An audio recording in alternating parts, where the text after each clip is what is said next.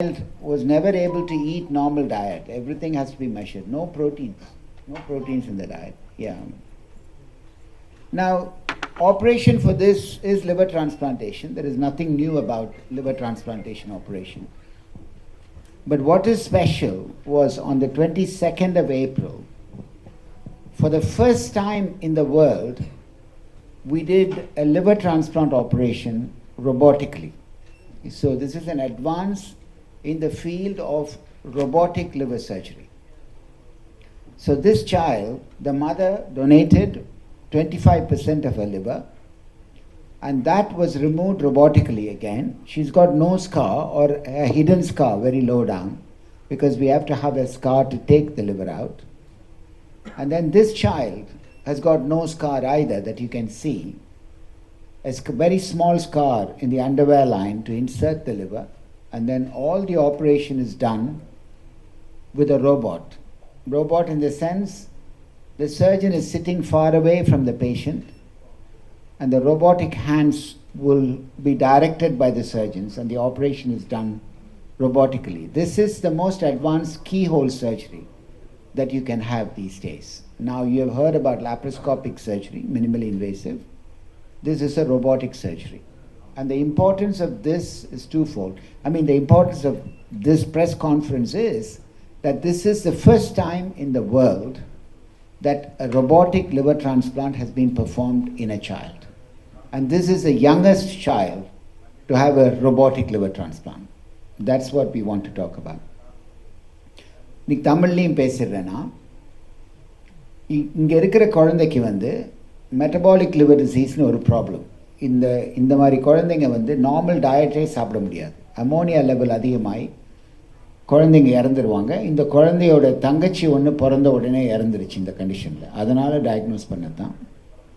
இதுக்கு liver transplant தான் cure. Liver transplantation எங்கே பார்த்தாலும் பண்ணுவாங்க. இங்கேயும் பண்ணுறோம்.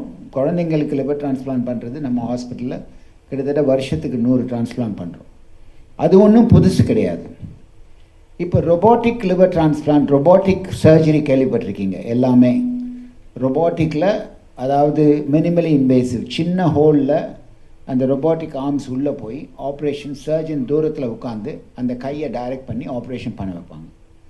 இது யூராலஜியில் பண்ணுவாங்க, கேன்சர் சர்ஜரியில் பண்ணுவாங்க. இதெல்லாம் பெரிய காம்ப்ளிகேட்டட் ஆப்ரேஷனில் பண்ண மாட்டாங்க. இந்த மாதிரி ரொபாட்டிக்கில் டோனர் ஆப்ரேஷன் பண்ணுவோம். இந்த அம்மா டொனேட் பண்ணாங்க 25% ஆஃப் த லிவர். அந்த லிவரை எடுக்கிறதுக்கு ரொபாட்டிக்கில் பண்ணுவோம். அவங்களுக்கும் ஸ்கார் இல்லாமல் பண்ணலாம். ஆனால் லிவர் டிரான்ஸ்பிளான்ட், இந்த பொறுத்துற ஆப்ரேஷன் இருக்குது பாருங்கள், அது ரொம்ப காம்ப்ளிகேட்டட் ஆப்ரேஷன். அந்த ஆப்ரேஷன் இது வரைக்கும் உலகத்தில் ரொபாட்டிக்காக பண்ணலை. குழந்தைங்களுக்கு பண்ணுது. அடல்ட்ஸ்க்கு சவுதி அரேபியாவில் பண்ணியிருக்காங்க. குழந்தைங்களுக்கு உலகத்தில் இது வரைக்கும் லிவர் டிரான்ஸ்பிளான்ட் ஆப்ரேஷன் ரொபாட்டிக்காக பண்ணதில்லை. இந்த குழந்தைங்களுக்கு தான் முதல் முறையாக உலகத்திலேயே ரொபாட்டிக் லிவர் டிரான்ஸ்பிளான்ட் பண்ணியிருக்கோம்.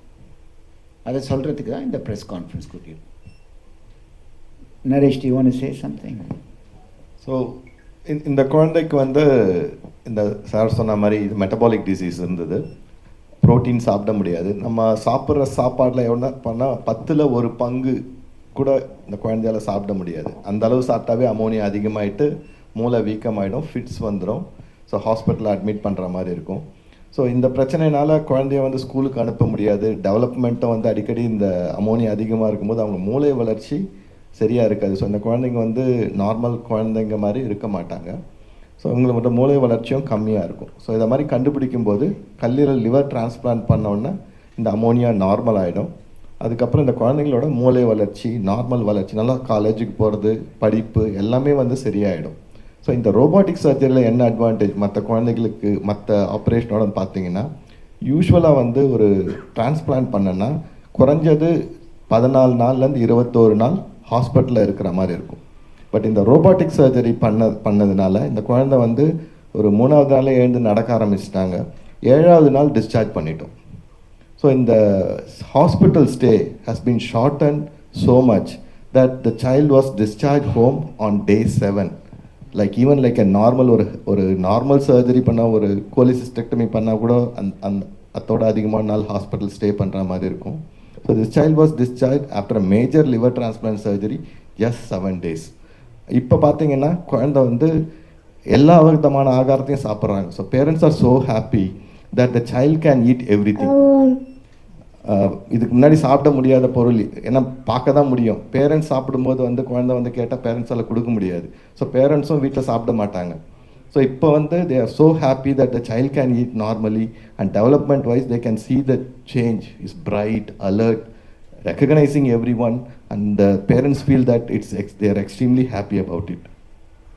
Thank you. Rajesh is our robotic surgeon. He is going to say how it is complicated to do it in a child. Adults ku dhaan robotic surgery பண்ணுவாங்க. நீங்க சொல்லுங்க.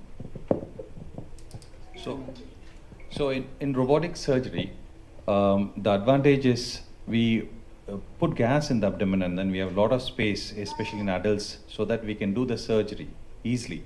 But the main problem or the difficulty that we faced is in a child, that too with a small tummy like abdomen, it is very difficult to maneuver your robotic arms, to move your robotic arms in. And to do such a complex procedure in robotic is literally like unheard. Obviously, this is the first time. So it's a big landmark, a benchmark surgery in the liver transplantation. And children, obviously, they would benefit the most because they are going to be there for long. And then for them to not have a scar, nothing like that. I think that's the best thing about this. No, I think there are two advantages here that you should focus on. One, the child doesn't have much pain, and as Naresh said, you will hear from the mother, the child recovers very rapidly, as though the child hasn't had a surgery. So we discharge the child in 7 days. Normally, it takes 2 to 3 weeks to discharge a child. So that's a huge advantage. It's very cost effective. The second advantage that you need to think about, when a child has a big scar, the liver transplant surgery scar கிட்டத்தட்ட 7-8 inch இருக்கும் வயித்துல. And when they grow up and become adolescents, it affects their interpersonal relationship with friends, a school swimming pool, or when they go for games, or when he wants to have a girlfriend when he is 18-19 years old. It's very awkward to have a scar in the abdomen. So I think that the biggest advantage of this is the child will grow, the psychosocial development will be normal for these children if they don't have a scar in the abdomen. நான் தமிழில் சொல்லணும்னா 2 advantage. ஒன்று வந்து சீக்கிரம் discharge பண்ணிடலாம், pain இருக்காது, scar இருக்காது. ஹாஸ்பிட்டலில் தங்கிறதுக்கே பெயின்னால தான் இருக்காங்க. அண்ட் குயிக்காக டிஸ்சார்ஜ் பண்ணிங்கன்னா காஸ்ட் எஃபெக்டிவாக இருக்கும். ரெண்டாவது முக்கியமான அட்வான்டேஜ் என்னென்னா, குழந்தைங்க வளர்கிற குழந்தைங்களுக்கு 12 வயசு 18 வயசு 20 வயசு ஆகும்போது வயத்தில் ஒரு பெரிய ஸ்கார் இருந்ததுன்னா அவங்களுடைய மென்டல் டெவலப்மெண்ட் நார்மலாக இருக்காது. நீங்களே உங்கள் குழந்தைங்களை நினச்சி பாருங்கள். அவங்களுக்கு வயிற்றில் ஸ்கார் இருந்தது, ஸ்கூலுக்கு போகிறாங்க, மற்ற பசங்க கேலி பண்ணுவாங்க, ஒரு ஸ்விம்மிங் பூலில் போய் குளிக்க முடியாது, எல்லாருக்கும் முன்னாடியும் சட்டையை கழட்டிட்டு விளையாட முடியாது. இதெல்லாம் எப்படி ஒரு சைக்கலாஜிக்கல் எஃபெக்ட் ஒரு குழந்தைங்களுக்கு இருக்கும்னு நம்மளால் சொல்ல முடியாது. லிவர் டிரான்ஸ்பிளான்ட் ஆகிடுச்சு, இதென்ன ஸ்கார் ஒரு விஷயமா அப்படின்னு அந்த காலத்தில் நினைக்கிறது வேறு. உயிரை காப்பாற்றுற ஆப்ரேஷன், பெரிய ஸ்கார் பண்ணால் பரவாயில்லைங்கிறது அந்த காலத்து நினைப்பு. இந்த காலத்து நினைப்பு அப்படி இல்லை. இந்த குழந்தைங்க வந்து நார்மலாக வளரணும், மற்ற குழந்தைங்க மாதிரி வளரணும், எந்த பிரச்சனையும் இருக்கக்கூடாது வளர்ச்சியிலங்கிறதுக்காக தான் இந்த ஸ்கார் இல்லாத பண்ணுறது. அதுவும் லிவர் டிரான்ஸ்பிளான்ட் ஆப்ரேஷன் ஸ்கார் வந்து ரொம்ப பெரிய ஸ்காராக இருக்கும், ஒயர் ஃபுல்லாகவே இருக்கும், அதை மறைக்க முடியாது குழந்தைங்க. இந்த மாதிரி ரொபாட்டிக்காக இந்த ஆப்ரேஷன் பண்ணுறதோட பெரிய அட்வான்டேஜ் அதுதான் என்னை பொறுத்தவரைக்கும். டோனர்ஸ்க்கும் அந்த மாதிரி தான் ஒரு அட்வான்டேஜ். இப்போ டோனர்ஸ் வந்து இவங்க வந்து அவங்க குழந்தைக்கு கொடுக்குறாங்க, பரவாயில்ல, இவங்க ஸ்கார் இருந்தால் பரவாயில்லன்னு நினைப்பாங்க. சில சமயத்தில் வந்து டோனர்ஸ் வந்து 20 வயசு பொண்ணுங்க இருப்பாங்க, காலேஜ் படிக்கிறவங்க. அவங்க வந்து அவங்களுடைய அப்பாக்கோ அம்மாக்கோ கொடுக்குறாங்கன்னு வச்சுக்கோங்க. அவங்களுக்கு வயத்தில் பெரிய ஸ்கார் கொடுத்தோன்னு வச்சுக்கோங்க. அவங்க கல்யாணம் பண்ண போகும்போது பசங்க கேட்பாங்க, எதுனா இவ்வளோ பெரிய ஸ்கார் இந்த பொண்ணுக்கு இருக்குது, எப்படி கல்யாணம் பண்ணிக்கிறது, அந்த மாதிரி கேட்குறாங்க தானே, கேட்க மாட்டாங்களா? அவங்களுக்கெல்லாம் இது ஒரு பெரிய advantage. So for me the biggest advantage for the child is not to have a scar and to grow and develop like any other child. That is the biggest advantage for this child.